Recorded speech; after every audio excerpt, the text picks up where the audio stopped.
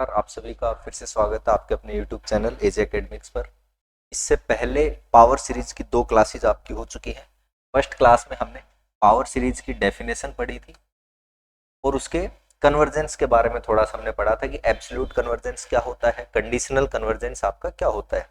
पहले अगर वो दोनों लेक्चर आपने नहीं देखे तो वो लेक्चर जरूर देख लेना, इंपॉर्टेंट चीजें हैं। सेकेंड लेक्चर में हमने पढ़ा था आबेल्स थ्योरम के बारे में, ठीक है।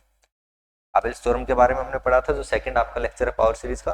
अब थर्ड जो आपका लेक्चर है उसमें हम पढ़ने वाले हैं कोशी हार्डवर्ड थ्योरम, ठीक है। ये भी थोड़ी इंपॉर्टेंट थ्योरम आपकी हो सकता है आरयू में, तो मैंने शायद नोटिस किया था कि नहीं आई हुई, बट आ भी सकती है इन फ्यूचर। और आपके पास अदर यूनिवर्सिटीज के जो बच्चे हैं या सुबोध के हैं, जो और भी किसी कॉलेज के बच्चे हैं, तो उनके पास आ सकती है, क्योंकि सिलेबस में आपके पास है ये थ्योरम।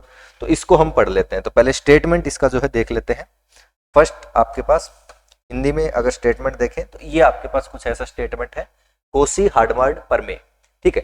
क्या कहती है थ्योरम कि कोई भी आपकी पावर सीरीज है, प्रत्येक घात श्रेणी, ठीक है। किस तरह की लिखते हो आप पावर सीरीज को? Summation a N Z to the power n, n को आप 0 टू इन्फिनिटी लिख सकते हो, कोई फर्क नहीं पड़ेगा उसमें, या सिंपली आप समझ जाते हो कि समीशन लगा हुआ है 0 टू इन्फिनिटी यहाँ पे आपके डिवाइड हो रहा है। ये कोई पावर सीरीज है। पावर सीरीज क्यों कहते हैं वो मैंने सारी चीज आपको बता दी। इसके लिए आपको एक वास्तविक संख्या आर मिलेगी, एक वास्तविक संख्या यानी कोई रियल नंबर आपको आर मिलेगा, और इस आर को क्या कहा जाता है? आपका रेडियस ऑफ कन्वर्जेंस कहा जाता है, जो कि आगे हम पढ़ेंगे इसमें, इस चैप्टर में। एक आपकी रेडियस ऑफ कन्वर्जेंस जो टॉपिक है थोड़ा सा, और आपका सर्कल ऑफ कन्वर्जेंस वो टॉपिक और आता है, वो भी पढ़ेंगे। तो इसी आर को वो रेडियस ऑफ कन्वर्जेंस कहा जाता है, और इसका फॉर्मूला आपका होता है आर इक्वल टू, जो रेडियस ऑफ कन्वर्जेंस इसका फॉर्मूला होता है, limit n tends to infinity supremum of mod A n to the power 1 by n, a n to the power 1 by N.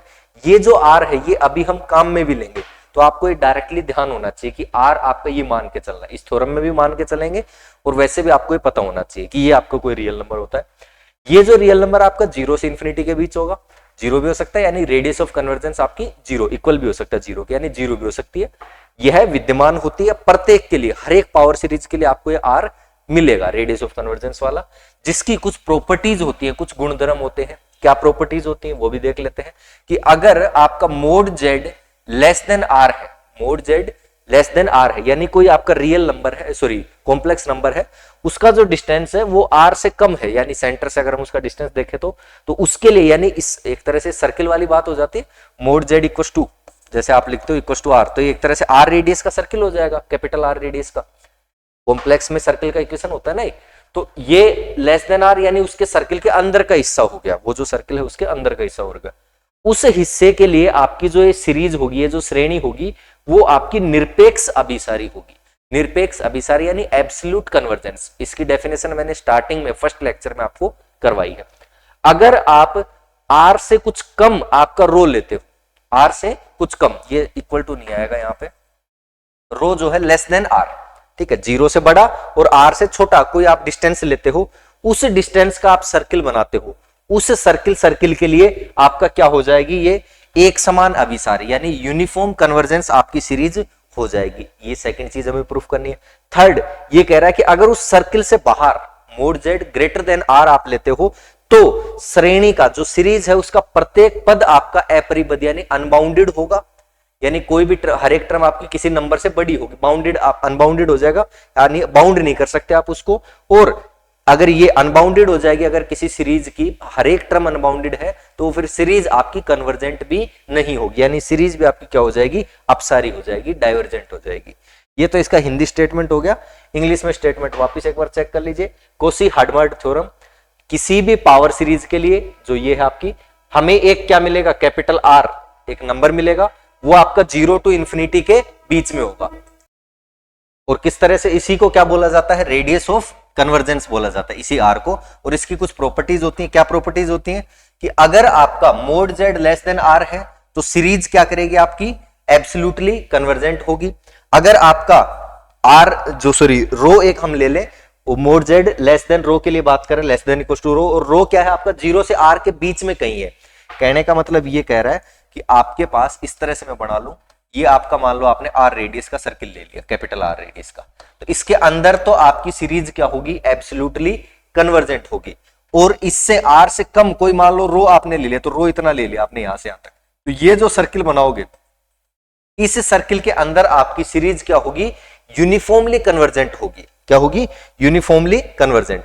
Mod Z less than equal to rho, और rho आपका क्या है ये, ठीक है। तो इस सर्किल और इस सर्किल की बाउंड्री पर, ये जो अंदर वाला सर्किल है ये इसकी बाउंड्री पर और इसके अंदर सीरीज क्या होगी आपकी, यूनिफॉर्मली कन्वर्जेंट होगी।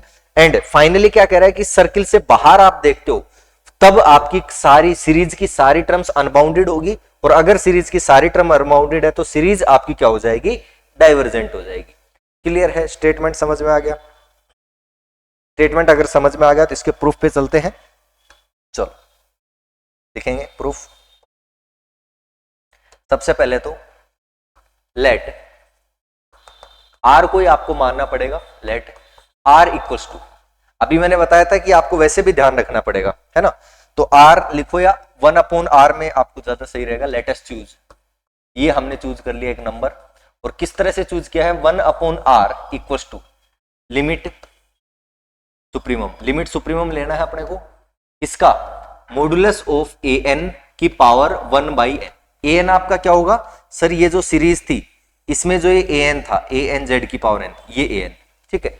मॉडुलस ऑफ an की पावर 1/n, ये आपको 1/r की वैल्यू लेनी है, ये आपको ध्यान भी रखना है। इसको हार्डमर्ड फॉर्मूला भी बोला जाता है, जो आगे हम पढ़ेंगे। आपका जब रेडियस ऑफ कन्वर्जेंस पढ़ोगे तो वहां पे चीज पढ़ोगे, क्योंकि आपके पास डायरेक्ट क्वेश्चन भी आएंगे कि find the radius of convergence of this series. Power series आपको दे दी जाएगी और उसकी रेडियस ऑफ कन्वर्जेंस आपसे पूछ ली जाएगी कि इसकी अभिसरण की जो त्रिज्या है वो निकालो, तब आपको ये फॉर्मूला काम में आएगा। तो फॉर्मूला आपको ध्यान भी रखना है वैसे भी, ठीक है। तो ये हमने आर जो है मान लिया, इसको इक्वेशन नंबर 1 जो है नाम दे देते हैं। अब आपकी कंडीशंस के अकॉर्डिंग चलते हैं। नंबर 1 क्या कंडीशन लेनी है आपको, mod Z less than r, mod Z less than r, let mod Z less than r, mod Z less than r. Modulus of z यानी किसी कॉम्प्लेक्स नंबर का मॉडुलस निकाल, कोई ना कोई रियल नंबर आ जाएगा अपने पास, उस रियल नंबर, वो जो रियल नंबर है वो इस दूसरे वाले रियल नंबर आर से क्या है, छोटा है। तो आपको पता है कोई भी दो रियल नंबर है उनके बीच हमेशा इनफाइनाइट रियल नंबर आपके एग्जिस्ट करेंगे, तो इसके इन दोनों के बीच भी कोई ना कोई मिल जाएगा, नहीं मिल जाएगा, मोड जेड और आर के बीच, इसमें कोई दिक्कत चाहिए। ये लिख लिया, let this equals to this, then there exist हमें एक रियल नंबर, मान लो उसको रो नाम दे दिया, ग्रेटर देन 0 सच दैट, इस तरह से मिल जाएगा। और कैसे मिलेगा, इन दोनों के बीच में, मोड जेड इससे ग्रेटर देन रो, इससे ग्रेटर देन आर, इसमें कोई दिक्कत, रो आपको वैसे भी लेना ही है बाद में, तो ये हमने मान लिया। क्वेश्चन नंबर 2 नाम दे देते हैं। अगर आप, जैसे आपका मान लो 2 लेस देन 4 है और इसी को आप 1/2 में कर देते हो, तो रिलेशन आपका इस तरह से हो जाता है, यानी जो इनइक्वलिटी वो आपकी चेंज हो जाती है। तो अगर मैं इसको 1/, में करूं तो 1/, रो और 1/r, तो रिलेशन क्या हो जाएगा आपका, ये हो जाएगा, इसमें कोई दिक्कत। Now since we have 1/r बराबर क्या है, limit supremum of modulus of an whole power 1/, ये आपने हम पहले मान के चले हैं, आपका 1/r की जो वैल्यू है ये। क्लियर है, इसमें कोई दिक्कत।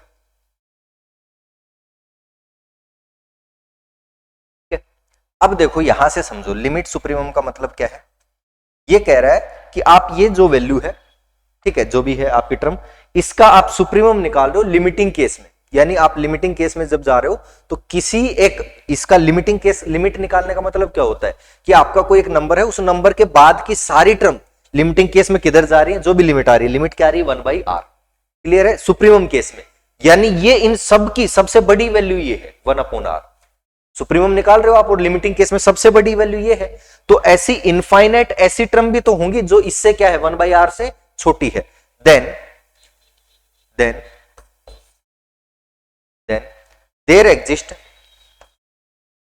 Positive integer n naught such that, तब हमें कोई ना कोई पॉजिटिव इंटीजर n नोट मिल जाएगा कि उस n नोट से बड़े जितने भी n है, for all n greater than equal to n naught, उनके लिए ये जो टर्म है आपकी an की पावर 1/n और 1/r, समझना इस चीज में। यहां पे मैं क्या समझाना चाह रहा हूं, आप कह रहे हो कि सर सुप्रीमम निकाल रहे हैं, सबसे बड़ी वैल्यू सुप्रीमम आप निकाल रहे हो कि इनकी सबसे बड़ी वैल्यू लिमिटिंग केस में ये आ रही है, तो यानी इनफाइनाइट टर्म्स ऐसी भी होंगी जो इससे छोटी होंगी, क्योंकि ये तो सबसे बड़ी है, तो ये फिर इनफाइनाइट टर्म्स ऐसी होंगी जो, भाई ये वैल्यूज आपकी किसके लिए ले रहे हो आप, n इक्वल टू 1 के लिए आपने निकाली, n इक्वल टू 2 के लिए निकाली, n इक्वल टू 3 के लिए निकाली, मान लो आपने वैल्यूज फाइंड आउट की, सबका सुप्रीमम लिया, लिमिटिंग केस में आप अप्लाई कर रहे हो, n आपका इंफिनिटी की तरफ तो जा रहा है, उस केस में लास्ट में ये वैल्यू आई है, तो इसका मतलब आपके पास इनफाइनाइट टर्म्स ऐसी भी हैं जो इससे क्या होंगी, 1/r से छोटी होंगी, तो हमने मान लिया कि 1/r से क्या होंगी, छोटी होंगी अपने पास।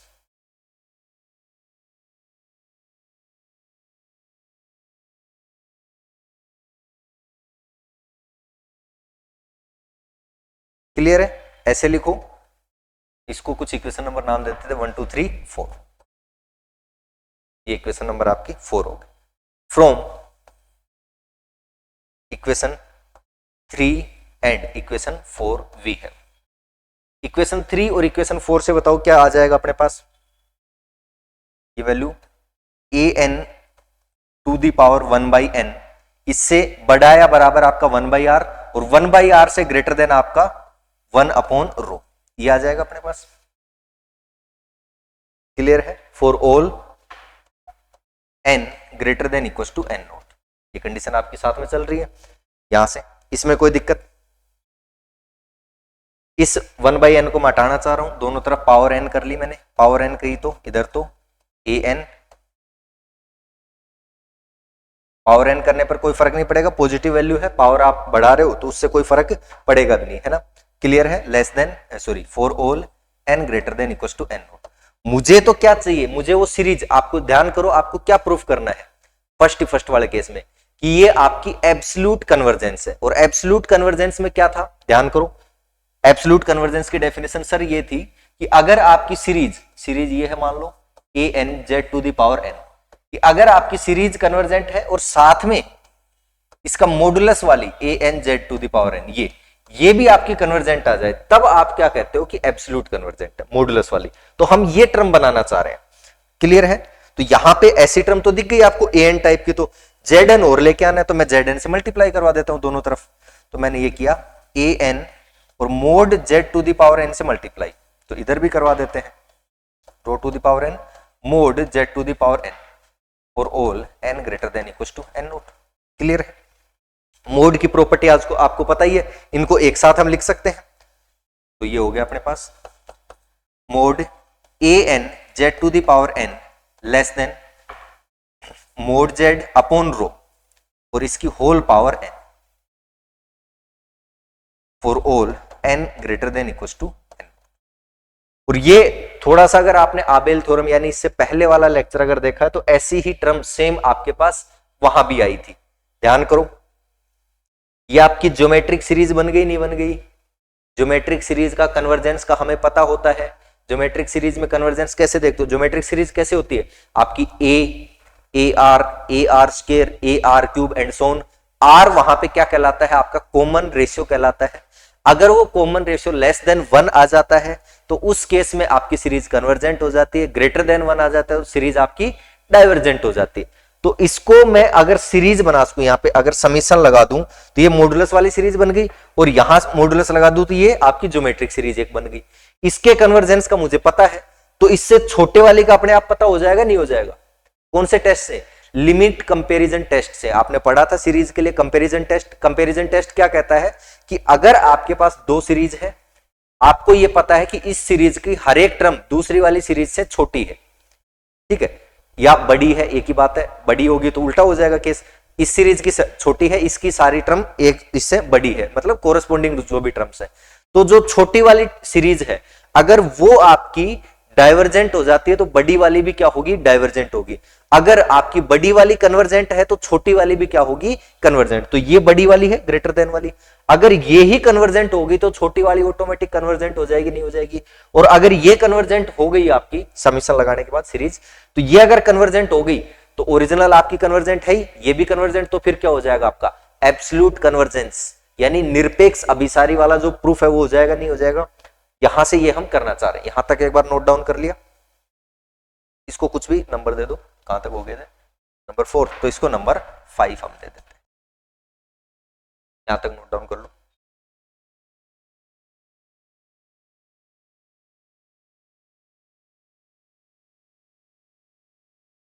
ठीक है, यहां पे ये आपकी कन्वर्जेंट सीरीज है, here sorry geometric series, here series ये mod Z upon rho to the power N is a geometric series,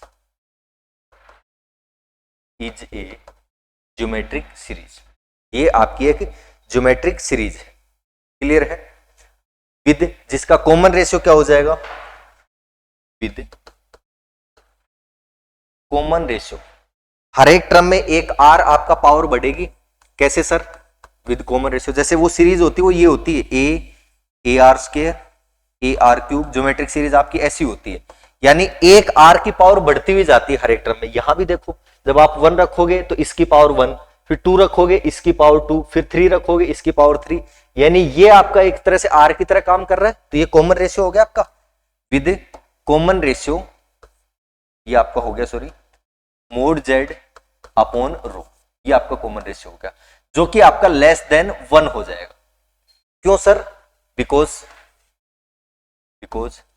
आप ये जो फर्स्ट केस लेके चले हो वो क्या लेके चले हो, मोड जेड लेस देन रो लेके चले हो क्या, देखो फर्स्ट केस कहां से लेके चले थे हम, ये sorry mod Z less than R, एक second, mod Z less than R, और इसमें से आपका आगे आपने माना होगा कहीं पे ये आपने माना था mod Z less than r, ठीक है, और इससे या इन दोनों को ले लो ना, आपको आर इसमें और मोड जेड और रो में देखना है ना, तो ये मोड जेड लेस देन रो, ठीक है, तो ये आप मान के चलो मोड जेड लेस देन रो, इसको अगर ऐसे लिखना चाहो अपॉन ए इधर ले आओ रो 1 लेस देन 1, तो ये तो लिखा है मैंने, ठीक है, और ये आपका जो भी था फ्रॉम कौन सी इक्वेशन थी, 2, फ्रॉम सेकंड से हमने ये काम में लिया है।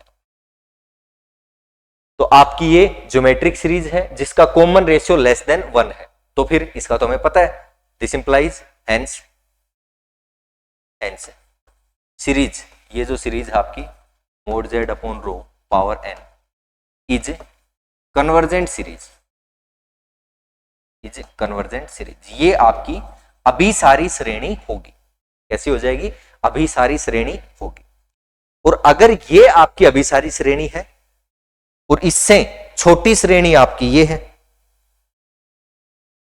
तो ये आपकी अभिसारी श्रेणी, इसमें अगर मैं समीशन लगा देता हूं थोड़ी देर के लिए, ये तो ये आपकी अभिसारी श्रेणी है, तो छोटी वाली तो अपने आप ही हो जाएगी, कौन से टेस्ट से, कंपेरिजन टेस्ट से। तो 100 बाय इक्वेशन कौन सी थी, 5, so by equation 5 and using comparison test और तुलना परीक्षण काम में लेने पर, कंपेरिजन टेस्ट वी हैव हमें क्या मिल जाएगा, जो इधर वाली जो सीरीज थी छोटी वाली कौन सी थी, दिस इंप्लाइज ये modulus of a N Z to the power N is also convergent series, ये भी आपकी क्या हो जाएगी, कन्वर्जेंट सीरीज हो जाएगी। और अगर ये मोड वाली कन्वर्जेंट हो गई तो ओरिजिनल वाली जो सीरीज है वो आपकी क्या हो जाएगी, एब्सोल्यूट कन्वर्जेंट, निरपेक्ष अभिसारी। दिस इंप्लाइज जो ओरिजिनल है यानी A N Z to the power N is absolutely convergent,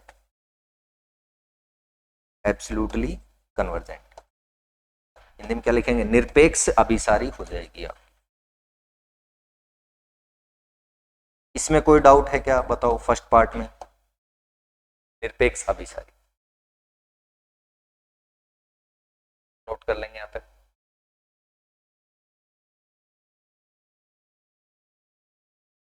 निरपेक्ष अभिसारी आपके पास ये जो है हो जाएगी।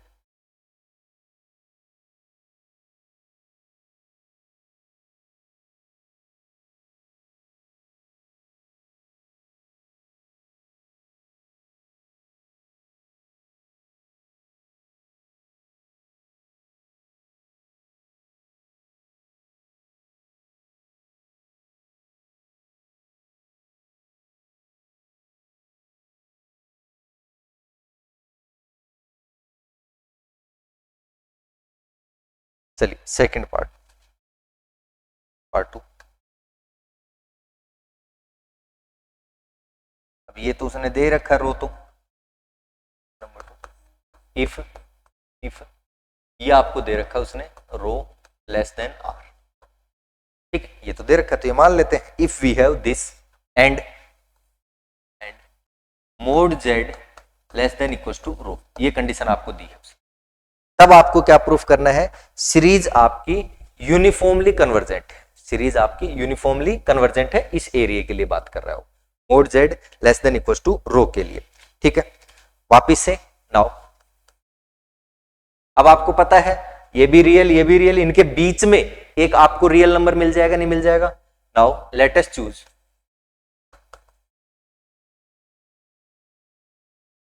इसको, हम रो डैश नाम दे देते हैं, मान लो रो डैश, ठीक है। Late us choose rho dash such that, और किस तरह से चूज किया है, ये आपका इसके और इसके बीच में है, सच दैट रो से बड़ा है आपका रो डैश और इन्फिनिटी से छोटा, यानी इनके बीच में कहीं हमने चूज कर लिया, ठीक है। देन बाय प्रोसीडिंग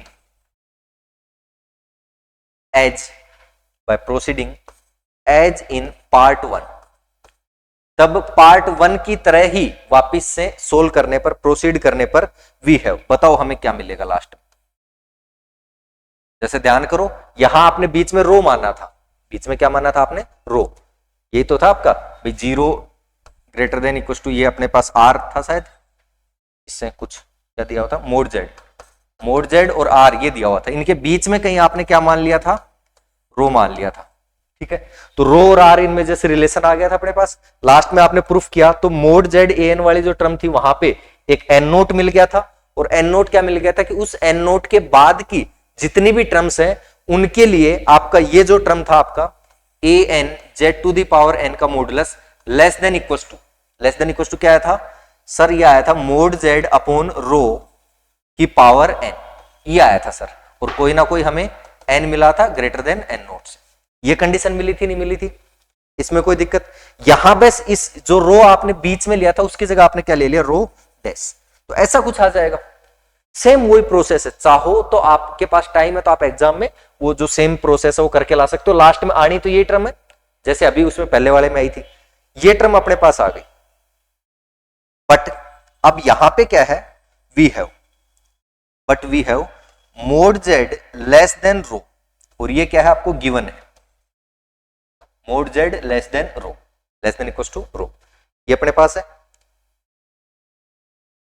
तो इसको मैं ये लिख सकता हूं, so A N Z to the power N का मॉडुलस ये है आपका mod Z upon rho dash power N, और इससे बड़ी वैल्यू मोड जेड से बड़ी आपकी क्या लिख सकता हूं मैं, रो लिख सकता हूं, तो रो अपॉन रो डैश की पावर एन। बताओ इसमें कोई दिक्कत है क्या भाई, इस रो इससे ग्रेटर देन वैल्यू हमने रो लिख दी, यानी फाइनली आपके पास ये आ गया, this implies mod A N Z to the power n, Z to the power n modulus less than rho upon rho dash whole power n for all n greater than equal to n. इसको कुछ equation number नाम दे देते हैं, जो भी है। कितनी हो गई थी, कहां तक हो गई थी इक्वेशन, 5 6 लिख लो इसको, ये आपकी इक्वेशन नंबर 6 हो गई, नोट कर लेंगे यहां तक। इसमें हम काम में लेंगे कि आपका वाइस्ट्रास एम टेस्ट इसमें आ जाता है। अगर आपके पास बुक है इसकी कॉम्प्लेक्स एनालिसिस की, तो जैसे पावर सीरीज आपका स्टार्ट होता है उसमें स्टार्टिंग में ही दिया हुआ है सीरीज वाली जो टॉपिक स्टार्ट होता है उसी में आगे पावर सीरीज लिखा होगा, उसी में आपका वाइस्ट्रास एम टेस्ट भी इसने दिया हुआ है। कैसे दिया हुआ है वो भी अभी मैं बताऊंगा, वो इसमें हम काम में लेंगे। वो जो टेस्ट है वो आपका बताता है यूनिफॉर्मली कन्वर्जेंट के लिए। क्लियर है?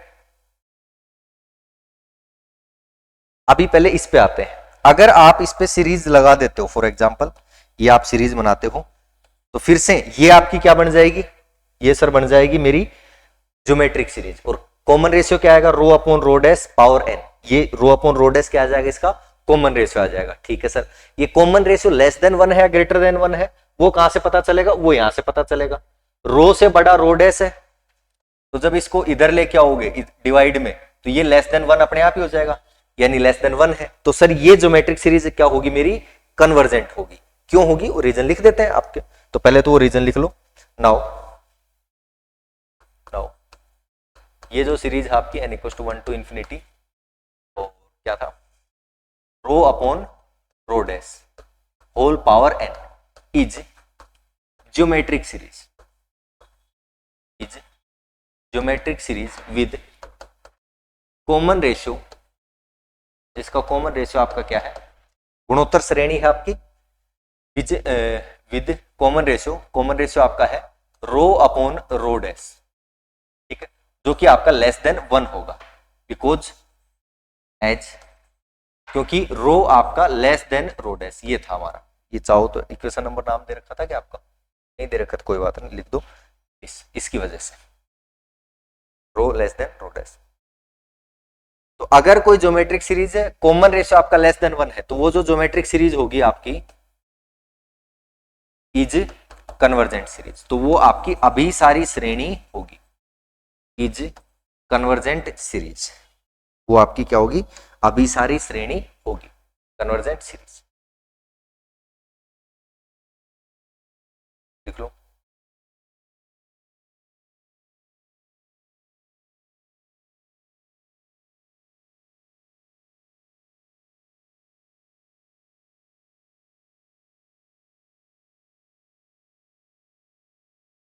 अब देखो यहां पे, ये थोड़ी देर के लिए इसको सीरीज को क्या था आपका, ये था, ठीक। अब देखो क्या कह रहा है, ये कुछ नंबर हो जाएगा, रो डैश आपका पावर n, ये कुछ नंबर हो जाएगा, यानी इसकी हर एक टर्म आपकी इससे लेस देन है, क्लियर है। तो आपका जो वाइस्ट्रास एम टेस्ट होता है वो क्या कहता है आपको, पहले उसका स्टेटमेंट हम लिख लेते हैं, फिर आप डायरेक्ट ये चीज काम में ले सकते हो। तो उसको स्टेटमेंट को समझते हैं पहले, तो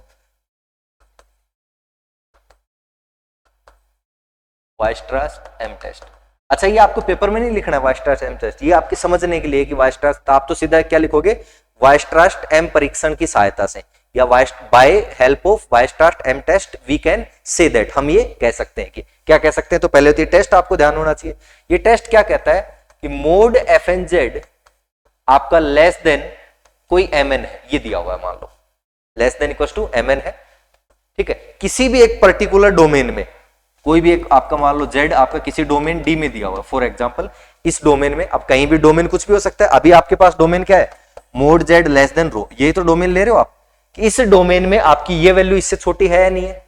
अभी हम लेके चले, ये जो आपने प्रूफ किया है, ये किसके लिए प्रूफ किया था, इसी के लिए तो प्रूफ किया था, मोड जेड लेस देन रो के लिए, कहां है ये वाला, इसके लिए तो प्रूफ किया हमने, मोड जेड लेस देन रो के लिए, उसके लिए हमने प्रूफ किया। तो इस डोमेन की बात करें कि अगर किसी पर्टिकुलर डोमेन में आपका modulus of function of z less than m N है, ये आपको कंडीशन दी जाती है for all n belongs to natural number and, और साथ में एक कंडीशन और होनी चाहिए, इसमें दो कंडीशन होती है वाइस्ट्रास एम टेस्ट में, पहली कंडीशन तो आपकी सेटिस्फाई हो रही है, इसमें तो कोई दिक्कत नहीं है, दूसरी कंडीशन क्या कह रहा है कि summation n equal to 1 to infinity m n, तो वो हमने देख लिया, ये वाला summation n equal to 1 to infinity m n, यानी ये जो आपका एम एन था, इधर देखो less than equal to M n, इसको एम एन कह रहा हूं, m to the power n, तो ये आपका ये जो सीरीज है ये आपकी क्या होनी चाहिए, कन्वर्जेंट सीरीज होनी चाहिए। तो हमने कहा कि ठीक है, ये जो है ये आपकी कन्वर्जेंट सीरीज हो, ये आपकी कन्वर्जेंट सीरीज हो, देन उस केस में जो आपका ये वाला होता है, ये जो सीरीज बनेगी, यानी series f N z, series f N z, ये आपकी यूनिफॉर्मली कन्वर्जेंट सीरीज बनेगी, मॉडुलस नहीं कह रहा हूं, ध्यान देना, सिर्फ f N z is uniformly convergent series in वो जो भी डोमेन डी था उसमें। अब यहां डोमेन क्या है, mod Z less than equal to rho, उस डोमेन में। तो इस टेस्ट का हम क्या करना चाह रहे हैं, यहां पे काम करना चाह रहे हैं, मतलब इसका यूज करना चाह रहे हैं। तो आप क्या लिखोगे, सीधा सीधा नाउ बाय वाइस्ट्रास एम टेस्ट, अब वाइस्ट्रास एम परीक्षण से वी हैव वी हैव, क्या हो जाएगा बताओ, आपके पास ये कंडीशन आएगी कि इसका मॉडुलस एफ एन जेड का modulus less than m N है, और ये जो एम एन वाली एन वन टू इन्फिनिटी ये जो सीरीज है ये आपकी कन्वर्जेंट सीरीज है, ये आपने प्रूफ कर ही दिया, दोनों कंडीशन आपकी सेटिस्फाई होगी। तो क्या लिखोगे बताओ कि ये जो सीरीज बनेगी ए एन जेड यानी एफ एन जेड क्या थी आपकी, A N Z to the power N is uniformly convergent in mod Z less than equal to rho. ये जो आपका डोमेन था, जो भी डोमेन दिया हुआ है उसकी बात कर रहे हैं। यहां तक कोई दिक्कत हो तो बताओ।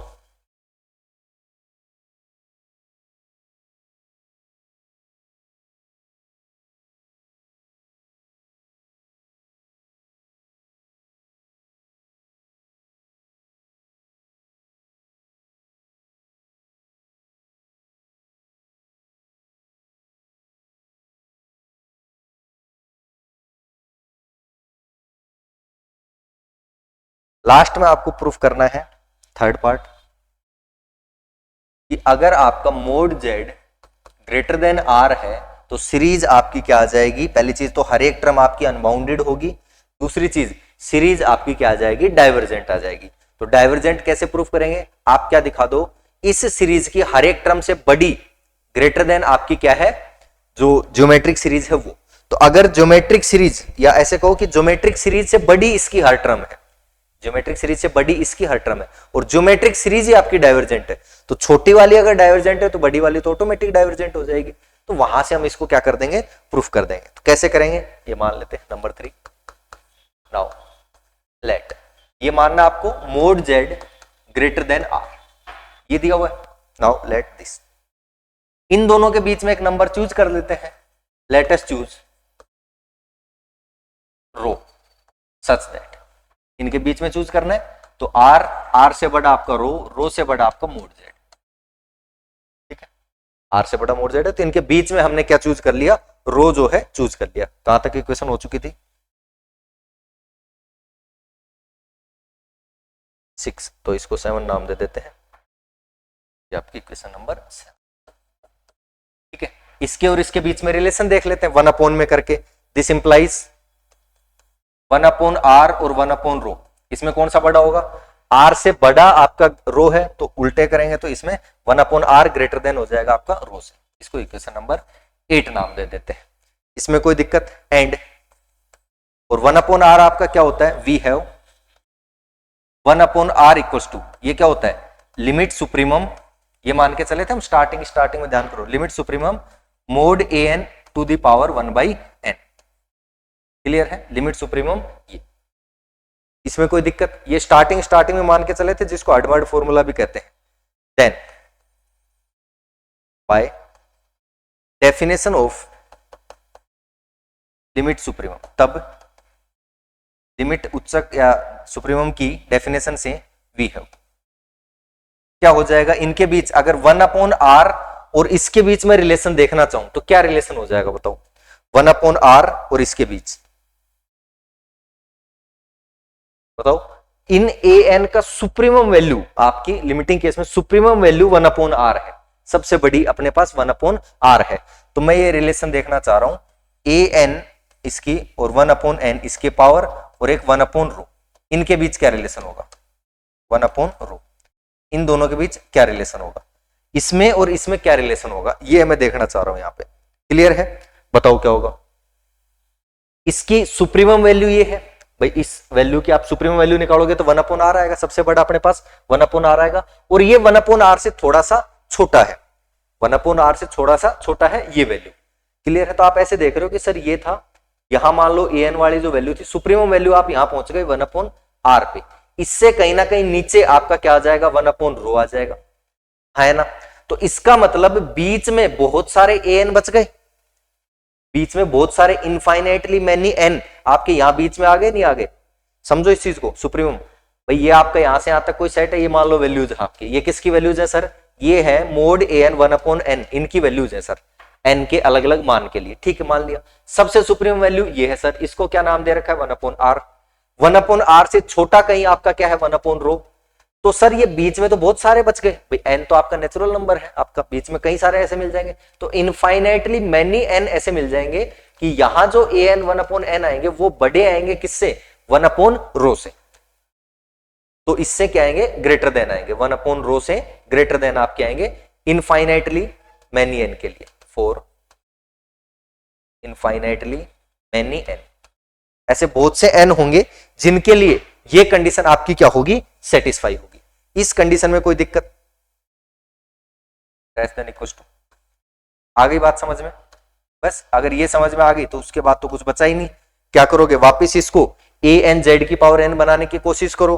कैसे बनाए सर, पहले तो ये पावर हटा दो, पावर हटाओगे दोनों तरफ पावर एन कर दो, तो सर ये आ गया मोड एन। फिर क्या करें सर, दोनों तरफ ये साथ में एक कंडीशन चल रही है, फिर साथ में सर दोनों तरफ मोड जेड की पावर एन से, सॉरी मोड जेड एन, ये आप करवा दो क्या, मल्टीप्लाई। तो इधर भी करवा दिया sir, a n mod z की पावर एन, ठीक है सर, इन दिस। तो सर ये हो गया z n mod z n upon rho की होल पावर एन, ये अपने पास आ गया, सॉरी पावर ही हटा दो तो ये आ जाएगा ना, मोड जेड अपॉन रो इसकी होल पावर एन, और ये आपका बन गया sir a N Z to the power N, और साथ में for infinite many n, for infinite many n. इसमें कोई दिक्कत? अब ये आपकी क्या बन गई सर, ज्योमेट्रिक सीरीज। कैसे सर, वेयर एयर, जब ये सीरीज बनाओगे आप mod Z upon rho whole power N is geometric series, ये आपकी गुणोत्तर श्रेणी बन जाएगी geometric series with common ratio, with common ratio, जिसका कॉमन रेशियो क्या आ जाएगा, कॉमन रेशियो सर इसका है मोड जेड अपॉन रो, ये आपका लेस देन 1 आएगा ग्रेटर देन 1 आएगा, तो वो देखते हैं एच।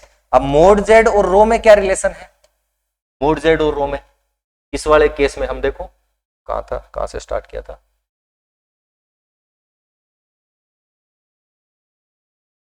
मोड जेड कहां गया, अच्छा इधर था, ये था आपका, देखो मोड जेड बड़ा है रो से, मोड जेड आपका बड़ा है, ठीक है सर मान लिया।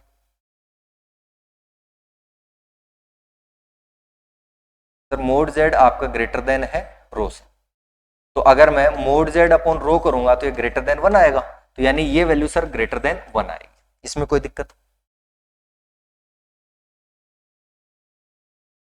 ज्योमेट्रिक सीरीज है जिसका कॉमन रेशियो ग्रेटर देन 1 है, तो ये ज्योमेट्रिक सीरीज क्या होगी सर, ये तो सर डाइवर्जेंट हो जाएगी, हाँ या ना। This implies this geometric series mod Z upon rho whole power N is divergent series, अपसारी श्रेणी, डाइवर्जेंट हिंदी में क्या बोलते हैं, अपसारी, अतः ये तो सर अपसारी श्रेणी हो जाएगी। अब देखो ये जब छोटी वाली अपसारी हो जाएगी, छोटी वाली आपकी डाइवर्जेंट हो जाएगी, तो उससे बड़ी वाली तो डाइवर्जेंट होनी है, कौन से टेस्ट से, कंपैरिजन टेस्ट से। सो एंड वी हैव, और हमारे पास सर ये कंडीशन भी दी हुई है साथ में, कौन सी थी, mod A N Z to the power N is, इससे greater than equal to value है सर, सॉरी ये वैल्यू आपकी ग्रेटर देन इक्वल टू है किससे, मोड जेड अपॉन रो, इस वैल्यू से, ठीक है। किसके लिए sir, for infinitely many n, यानी बहुत सारे एन के लिए ये आपकी इससे बड़ी वैल्यू है, तो फिर यहां से तो क्या आ जाएगा, कंपैरिजन टेस्ट से। So by comparison test, so by comparison test, जब ये छोटी वाली है आपकी डाइवर्जेंट आ गई, तो इससे बड़ी वाली सीरीज तो डाइवर्जेंट होनी है। So by comparison test series mod A N Z to the power N is, या इसको सीरीज ये तो हटा दो, A N Z to the power N is divergent series, is divergent series, A N Z to the power N is divergent series. इसमें कोई दिक्कत? तीनों बिल्कुल सिमिलर सा प्रूफ है तीनों पार्ट का।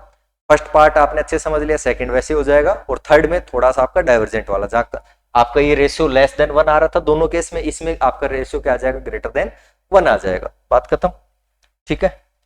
चलिए, तो ये थी आपकी कोसी हडमार्ड थ्योरम। अच्छी थ्योरम है, एग्जाम में आने लायक है। वैसे तो आती है नहीं आती वो आपकी किस्मत है। ठीक है, इससे पहले हम आबेल्स थ्योरम इसकी कर चुके हैं, वो भी इसमें इंपॉर्टेंट थ्योरम है पावर सीरीज वाले टॉपिक में। पावर सीरीज और इसका एब्सोल्यूट कन्वर्जेंस और कंडीशनल कन्वर्जेंस, ये हम लेक्चर फर्स्ट में कवर कर चुके हैं, आबेल थ्योरम लेक्चर 2 में, और इस लेक्चर 3 में हमने कोसी हडमर्ड थ्योरम आपकी जो है कवर कर ली है। अब हम क्या करेंगे, इसके नेक्स्ट लेक्चर में रेडियस ऑफ कन्वर्जेंस क्या होता है, आपका सर्कल ऑफ कन्वर्जेंस क्या होता है, वो सारी चीजें हम इसमें डिस्कस करेंगे, उनकी डेफिनेशन वगैरह, क्योंकि वो कई बार डेफिनेशन भी पूछ ली जाती है। फिर आपके कई सारी पावर सीरीज के हम रेडियस ऑफ कन्वर्जेंस या सर्कल ऑफ कन्वर्जेंस या रीजन ऑफ कन्वर्जेंस, रीजन यानी क्षेत्र, कि ये जो पावर सीरीज है वो किस क्षेत्र में कन्वर्ज करेगी, कहां से आप जेड लोगे तो कन्वर्ज कर जाएगी, कहां पर नहीं करेगी, वो सारी चीजें हम जो है पढ़ेंगे। क्लियर है? तो लेक्चर को एक बार अच्छे से देख के नोट्स वगैरह साथ साथ बना लेना, और अगर आपको अच्छा लगता हो तो आगे भी इस लेक्चर को जो है शेयर जरूर करना अपने दोस्तों के साथ, ताकि बाकी लोगों को भी बेनिफिट हो सके। ठीक है, थैंक यू सो मच।